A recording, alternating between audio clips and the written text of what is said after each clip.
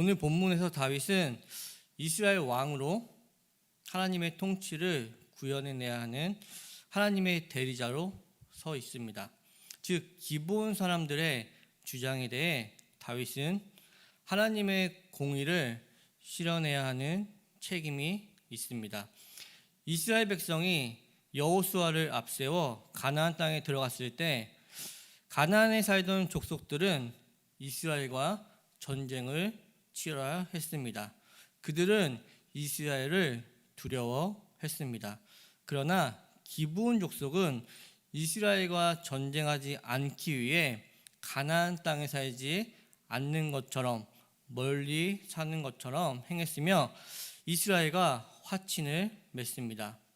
후에 이스라엘은 기브온이 가나안 원주민인 것을 알게 되지만 그때는 이미 이스라엘은 그들과 화친을 맺은 상태였습니다.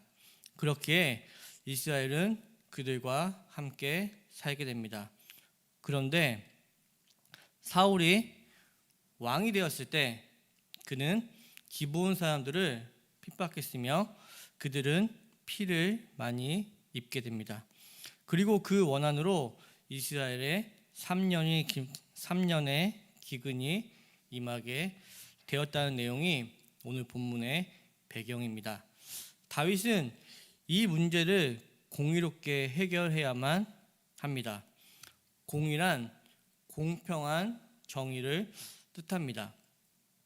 하나님께서는 모두에게 그분의 의로우심을 공평하게 베푸십니다. 예레미야 7장 2절부터 6절까지 말씀입니다. 좀 긴데 제가 읽어드리겠습니다. 여호와께서 예배하러 이 문으로 들어가는 유다 사람들아, 여호와의 말씀을 들으라. 만군의 여호와 이스라엘 하나님께서 이와 같이 말씀하시되 너희 길과 행위를 바르게 하라. 너희는 이것이 여호와의 성전이라 여호와의 성전이라 여호와의 성전이라 하는 거짓말을 믿지 말라. 너희가 만일 길과 행위를 참으로 바르게 하여 이웃들 사이에 정의를 행하며 이방인과 고아와 과부를 압제하지 아니하며 무죄한 자의 피를 이곳에서 흘리지 아니하면 이라고 예레미야 7장 2절부터 6절까지 말씀합니다. 이 말씀은 이스라엘 백성이 성전을 지어놓고 자기들이 해야 할 신앙의 책임을 다한 것처럼 생각하는 것을 경계하며 지적한 말씀입니다.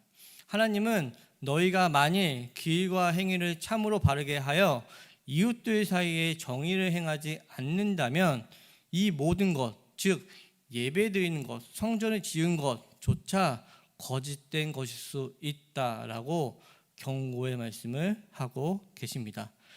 이 시대에 사는 우리에게 이 말씀을 비춰보면 여러분 중에 혹시 주의를 잘 지키고 기도 열심히 하면 나는 괜찮은 크리스천이고 나의 책임을 다한 것처럼 생각하신 적이 있진 않으신가요?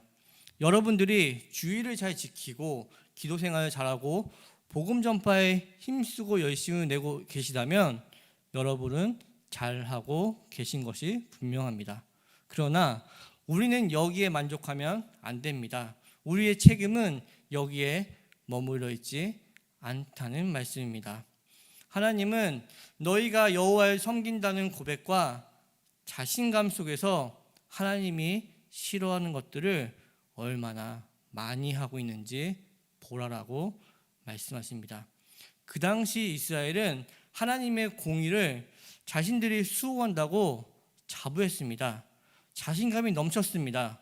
그러나 그들은 그런 자부심을 가지고 이방인과 고아와 과부를 압제하고 무죄한 피를 이곳저곳에 흘리며 이방신들을 따라다니는 죄를 범합니다. 여러분들에게 공의란 무엇입니까? 주의 잘 지키고 기도생활에 충실하면 여러분들은 공의로운 자가 되어지나요? 하나님의 공의는 예배, 기도만으로 공의의 책임이 마치는 것이 아니라고 말씀합니다. 바른 예배와 기도생활과 함께 우리의 삶에서 길과 행위를 바르게 해야 합니다.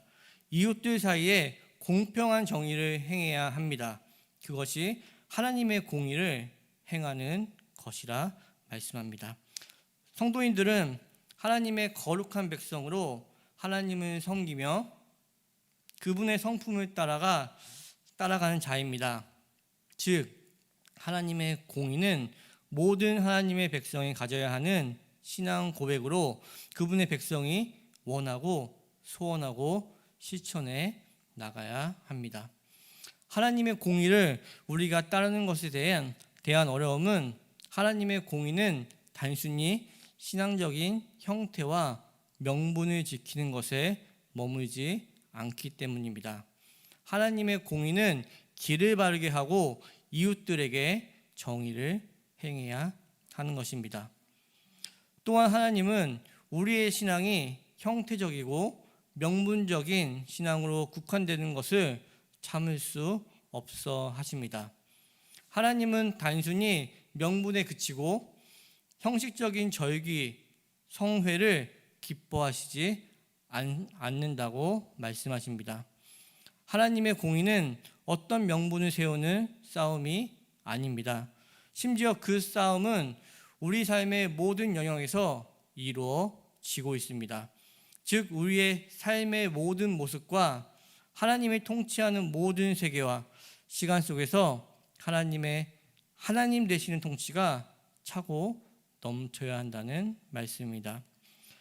신약성경 마태복음 5장에서 예수님은 살인하지 말라 하시고 누구든지 살인하면 심판을 받게 된다고 말씀하시며 형제에게 노하지도 말고 노하는 자마다 공회에 잡혀가 지옥불에 들어간다라고 마태복음 5장 21절부터 22절에 말씀하십니다.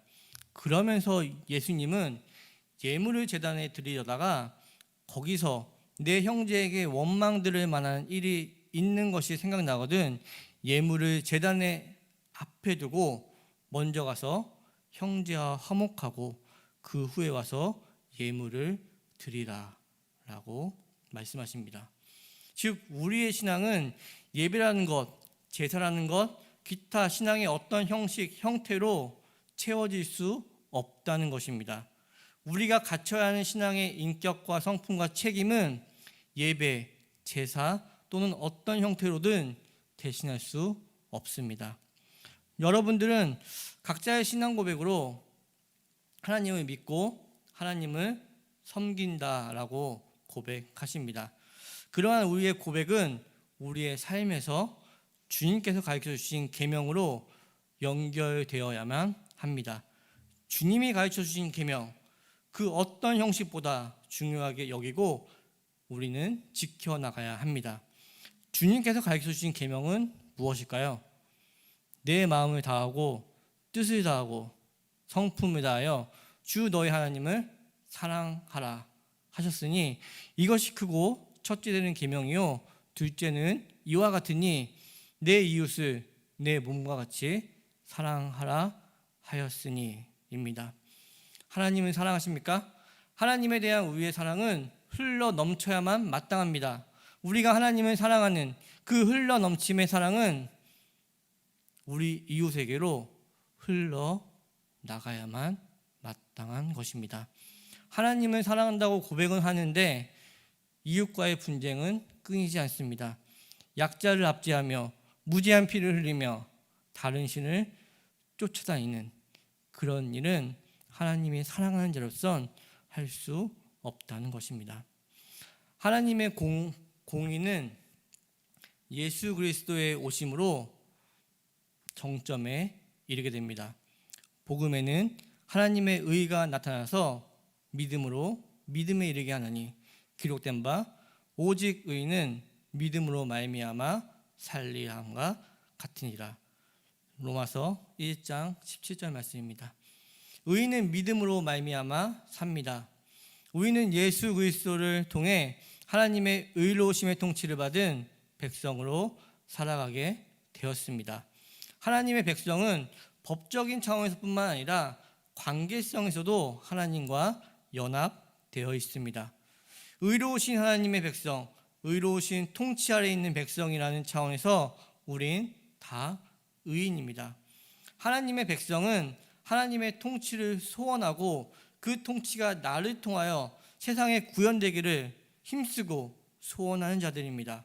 이것이 의인으로 사는 우리의 모습이어야 합니다.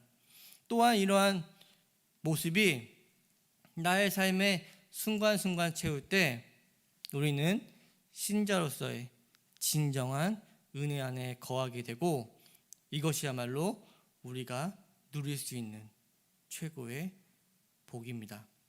이러한 복을 충만히 풍족히 누릴 수 있는 귀한 신자 세움누리교회 성도님들 되시길 주님의 이름으로 축복합니다. 하나님 아버지 감사합니다. 이 시간 예배를 허락하시어 말씀과 찬양, 기도로 예배드리게 하심을 감사드립니다.